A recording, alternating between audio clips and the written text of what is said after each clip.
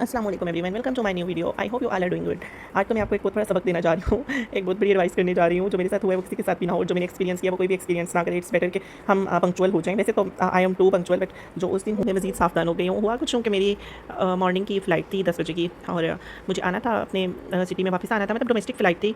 एक मुल्क में एक शहर से दूसरे शहर आना जाना इतना इशू नहीं होता, ना बोर्डिंग का इशू होता है ना कोई इशू होता है, क्योंकि हम सब आते जाते रहते हैं। तो मतलब मुझे अंदाज़ा है कि कभी भी ऐसा इशू नहीं हुआ कि बोर्डिंग ना कर रहे हो।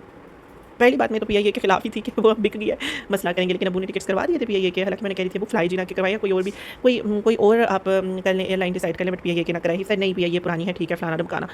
मॉर्निंग में टाइम से चली जाओगी, रोज़े हैं तो क्या अब रात की कोई टिकट हो या सहरी इफ्तारी के हो तो घर वाले भी परेशान हो, इधर से हम भी परेशान हो कि सहरी इफ्तारी का इशू है। हालांकि ऐसा कोई इशू नहीं होता। अगर आपका इफ्तार या सहर प्लेन में आ रहा हो तो वो आपको प्रोवाइड करते हैं, प्रॉपर मील प्रोवाइड किया जाता है, कोई इशू भी नहीं होता। एयरपोर्ट पे आप जब अंदर चले जाते हो तो आप उनके हवाले हो जाते हो, बोर्डिंग हो जाती है या जो भी खाने पीने का टाइम होता है तो उनके हवाले होता है, वो आपको इस चीज़ पर अकोमोडेट करते हैं। खैर मैं मॉर्निंग में हम सहरी के बाद सोई नहीं। मेरी कज़न थी, भाभी, मेरी बहन, हम सारी बातें करते थे, रात में भी बातें करते थे। सहरी के बाद भी मैं 8 बजे उठी, अपना रेडी हो गई, सारी चीज़ें रेडी थी कि चलो अभी मैं हमारे घर से एयरपोर्ट तक हार्डली 30 मिनट का रास्ता होगा, 20-30 मिनट का। तो मैंने कहा चलो मैं फटाफट पहुंच जाऊँगी, तो बोर्डिंग तो मेरी लास्ट मोमेंट पे भी हो जाएगी। मतलब मेरी ये थिंकिंग थी। I was like it's okay, no need to take any kind of tension. है कि वो कह रहे थे मॉर्निंग में जल्दी चली जाओ। मैंने कहा नहीं, इट्स ओके, हम चले जाएंगे टाइम से, 8 बजे जाएंगे, 8:30 पहुंच जाएंगे। बोर्डिंग 9 बजे शुरू होगी तो मैं करवा लूँगी। तो मतलब मुझे इतना अंदाज़ा नहीं था कि मेरे साथ क्या होने वाला है। और वो कहते होते हैं ना कि भाई आप बुरे वक्त के लिए भी तैयार हैं और इस चीज़ का भी मार्जिन रखें कि कभी अगर कोई इशू हो जाए तो आपके पास टाइम होना चाहिए। मतलब ऐसे अक्सर कहा जाता है ना। और इंटरनेशनल फ्लाइट्स में तो आपको 2 घंटे पहले बोर्डिंग करानी पड़ती है, लेकिन डोमेस्टिक का ये इशू होता है कि आप आ सकते हो ना आधा घंटा पहले। और वैसे तो हम पहले तो बहुत जल्दी लेट भी जाते रहे हैं, कोई मसला कभी नहीं बना। लेकिन इसका पता नहीं क्या इशू था, क्या हुआ। खैर मैं आगे गई। 9:30 पे उन्होंने 9:30 पे मैंने बोर्ड का होना था, तो मैं 9:30 एयरपोर्ट पहुंची।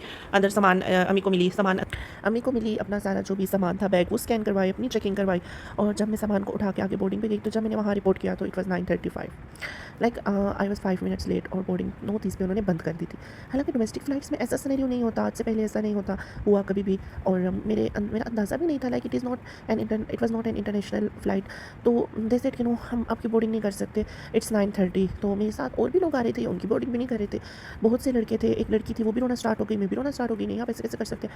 अच्छा, फिर मैंने कहा कि मतलब आप अब मेरे पास कोई भी उस टाइम नहीं थी। लाइक बंदा वो होता है ना किसी सिफारिश की तरफ भागे।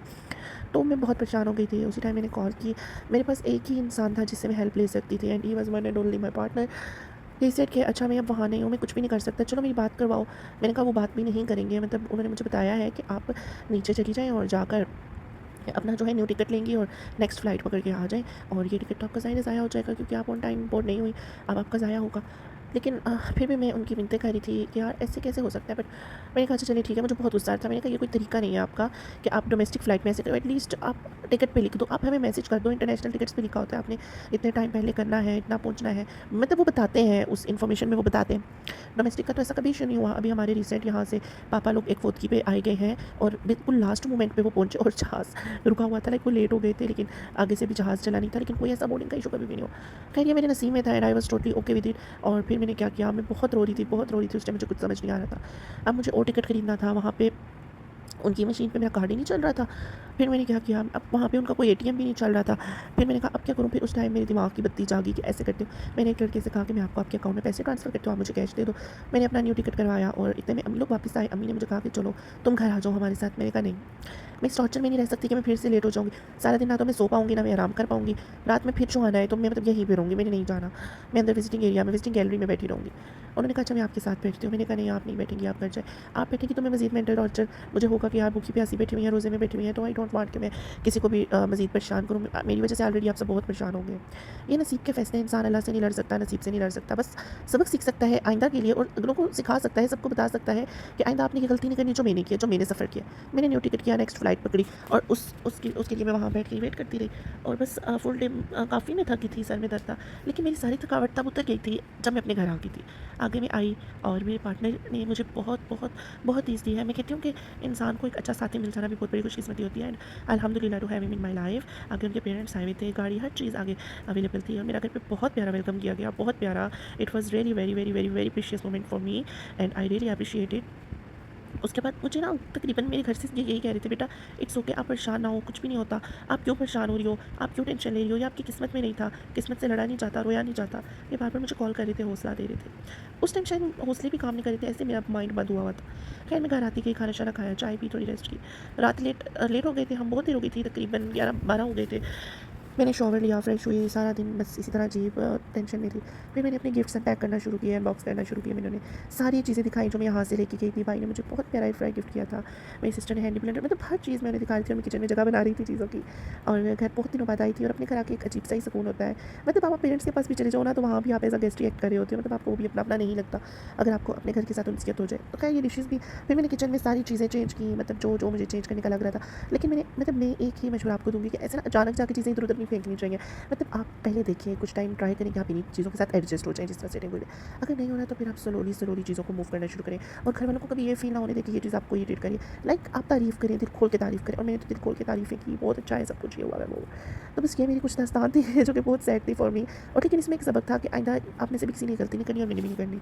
रात में वॉइस ओवर के टाइम मेरी आवाज़ बहुत थक गई थी एंड आई फेल्ट कि नहीं, मैं अपनी वीडियो से अगले को थका रही हूँ। भाई जो देखेगा वो कहेगा ये क्या थकी हुई आवाज़ में रिकॉर्ड कर रही है। तो बस मैंने फिर वहीं पे स्टॉप कर दिया था। अब मैं फ्रेश वॉइस के साथ आई हूँ, सो के फ्रेश होके आई हूँ। अच्छा, बंदा सो के उठे तब भी आवाज़ सोई भी होती है, थक जाए तब भी आवाज़ ख़राब होती है। बंदा कब कब सेट होता है ये मुझे रमज़ान में समझ नहीं आती। अच्छा, अब इस वीडियो में काफ़ी कुछ हो गया। मैंने अपना एयर फ्रायर लगा लिया अपने किचन में, उसके बाद मैंने आपको डेकोरेशन दिखा दी जो कि यहाँ पे मेरा वेलकम किया गया था, और ये मैंने अभी तक डेकोर नहीं उतारा। मैंने कहा घर के बाकी अफराद भी ईद करने आ जाए, उनके वेलकम के लिए भी ये यूज़ हो जाए, वो जब आएंगे तो उनके लिए ये वेलकम होगा। फिर उसके बाद इफ्तार तो मेरे मामा को कहा आज इफ्तार में बनाऊँगी, बस सिंपल से पकौड़े बनाए, साथ दही बड़े, बाकी उन्होंने पुलाव और ये चीज़ें वो ऑलरेडी बना चुकी थी। फिर मैंने एयर फ्रायर भी ट्राई करना था, उसमें मैंने कहा चलो मैं ना ऑयल विदाउट ऑयल पकौड़े बना के देखती हूँ। लेकिन ये बहुत मज़े के बने थे। मतलब ऐसे होता है ना कि नहीं बनेंगे या कुछ ऐसा वैसा, मैंने फर्स्ट टाइम ट्राई किए थे बट अच्छे थे और हमने खाए भी थे।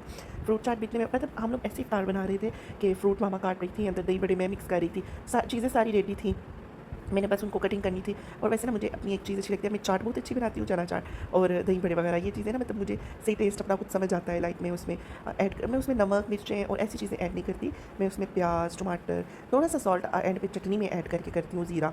और चाट मसाले मुझे इतने नहीं पसंद, अब बिल्कुल मैं अवॉइड करना स्टार्ट हो गई। पहले तो बहुत मिर्ची खाती थी, लेकिन विद टाइम आई रियलाइज़ कि ये अच्छी नहीं होती, स्किन के लिए अच्छी नहीं होती। और मतलब ये मिर्च मसाले मतलब अब मैं थोड़ा अवॉइड करती हूँ, मुझसे खाए भी नहीं चाहते। वो आदत हो गई है ना, क्योंकि मैं जिस फैमिली में आई हूँ ये नहीं खाते तो फिर मैं भी नहीं खाती। और बस ये एयर फ्राई के पकौड़े कुछ यूँ थे और अच्छे थे, मतलब बहुत ज़्यादा टेस्टी जो डीप फ्राई का टेस्ट आता है वो तो नहीं था, लेकिन फिर भी कदरे बेहतर था।